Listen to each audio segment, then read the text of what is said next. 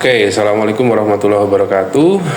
Jumpa lagi dengan saya di Pak Syaf Channel ya. Apa kabar sobat semuanya? Semoga dalam keadaan sehat dan tetap semangat. Oke, kali ini saya akan membedah Permendikbud nomor 500 tahun 2024 tentang indikator kinerja dosen ya. Ya, di sini ada indikator yang disyaratkan untuk dosen di PTN maupun di PTS ya, sepertinya sama. Oke, kita lihat aja, kita mulai dari sini.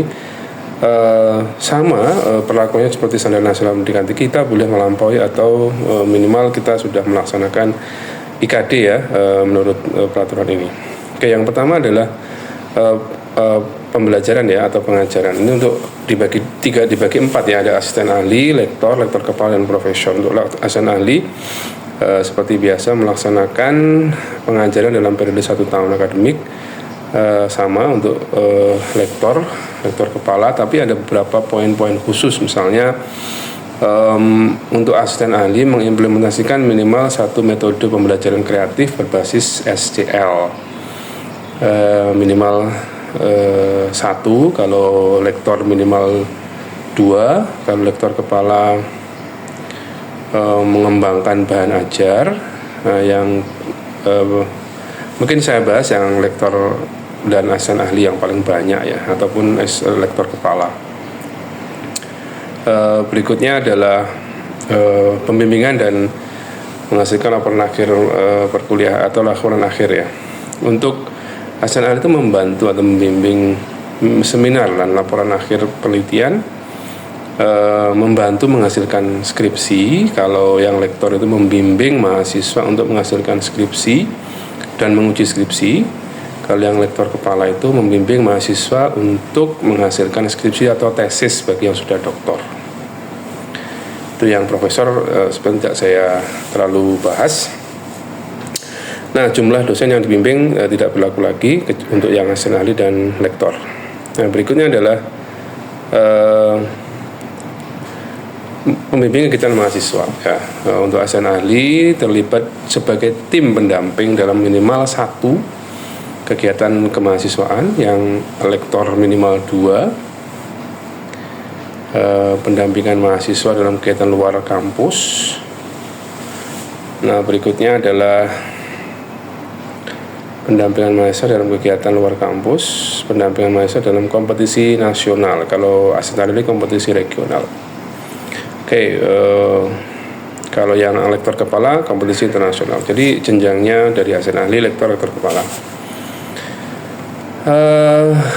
Pendampingan untuk mahasiswa ya, pendampingan 1 kegiatan pendampingan untuk mahasiswa persiapan studi dan karir. Kalau lektor itu 2, kalau lektor kepala 3, dan seterusnya. Nah, berikutnya adalah ini ya, rekognisi nasional. Kalau asisten ahli itu 2, publikasi nasional di jurnal nasional tidak terakreditasi atau menjadi anggota tim publikasi jurnal terakreditasi. Kalau lektor itu menjadi penulis pertama dalam jurnal nasional terakreditasi. Yang kedua, menjadi anggota dalam tim publikasi internasional, jurnal internasional. Kalau lektor kepala di jurnal internasional berreputasi. 2, publikasi di jurnal internasional berreputasi. Menjadi anggota di tim penulisan jurnal internasional berreputasi. Nah, berikutnya adalah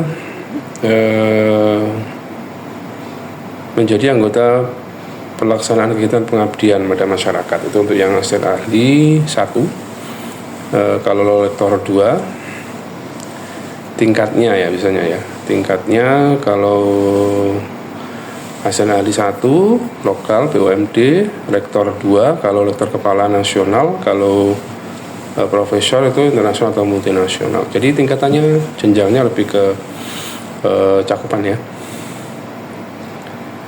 Nah, ini juga indikator yang tidak harus dilaksanakan oleh seluruh dosen. Ya, beberapa saja diwakili oleh beberapa dosen, misalnya menduduki tim penjaminan mutu, atau tim pendanaan penelitian itu bisa tidak semua dosen lakukan ya, artinya bisa ada perwakilan dari perguruan tinggi saja.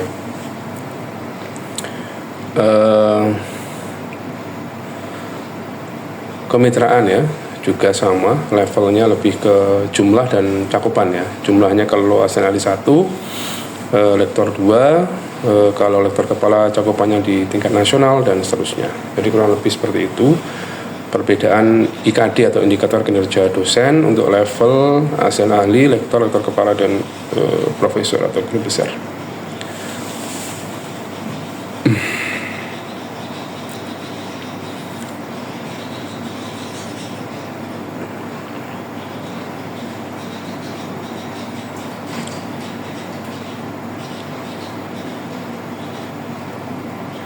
Nah, berikutnya adalah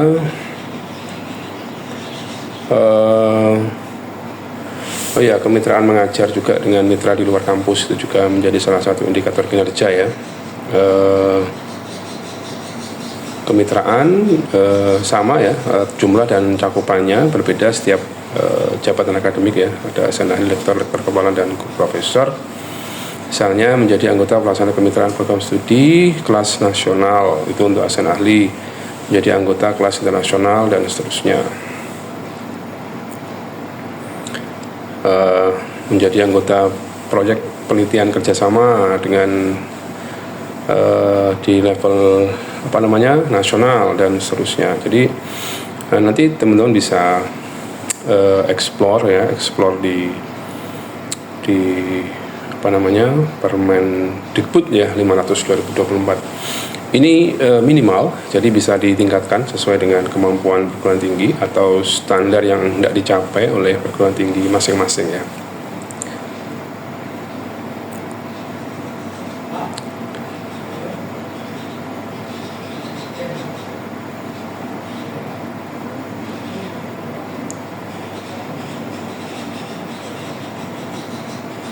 Berikutnya adalah kepakaran, tidak berlaku untuk ASN dan lektor kecuali untuk lektor kepala menjadi reviewer jurnal nasional bereputasi. Kalau profesor menjadi reviewer di jurnal internasional bereputasi. Berikutnya adalah menjadi narasumber dan seterusnya ya. Aspek atau item berikutnya adalah ini pengembangan kualifikasi atau pengembangan karir dosen. Untuk ASN ahli itu mengikuti program pengembangan kualifikasi atau kompetensi dosen yang dilaksanakan perguruan tinggi untuk pelatihan pelaksanaan minimal 1 tahun, satu kali dalam satu kegiatan per tahun ya.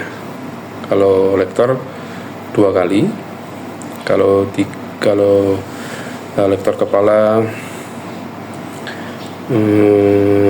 minimal 1 kegiatan sama ini juga, tapi sub-subnya beda-beda ya. Ada beberapa sub, misalnya berpartisipasi menjadi anggota aktif asosiasi profesional tingkatnya mungkin ya, tingkat nasional, tingkat internasional dan seterusnya. Jadi cakupan dan durasi jumlah kegiatan berbeda di setiap jenjang ya, jenjang kualifikasi jabatan akademik ya.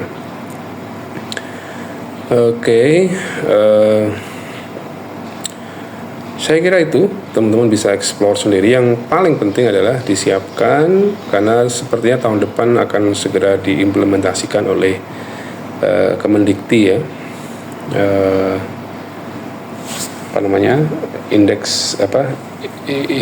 indikator kinerja dosen ya. Ini beda dengan PKD. Kalau ini adalah janji dosen di awal tahun ya. Kalau PKD kan misalnya laporannya di akhir tahun.